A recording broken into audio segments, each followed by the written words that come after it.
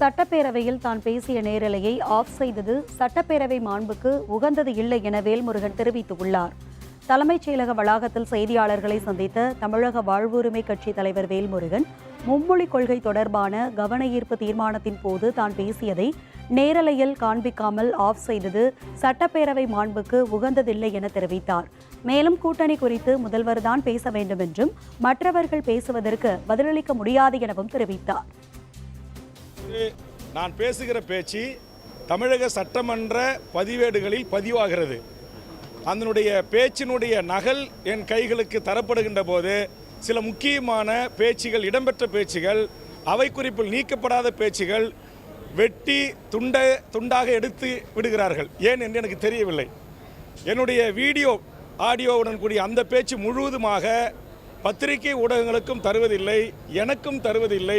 இது சட்டமன்ற மாண்புக்கு ஏற்புடையதல்ல. திமுக தலைமையிலான கூட்டணிக்கு மாண்புக்கு தமிழ்நாடு முதலமைச்சர் அவர்கள் தலைவர் அவர்கள் கூட்டணியை குறித்து பேசினால் அதை குறித்து நான் பதிலளிப்பேன். மற்றவர்களுக்கு நான் பதிலளிக்க தயாராக இல்லை.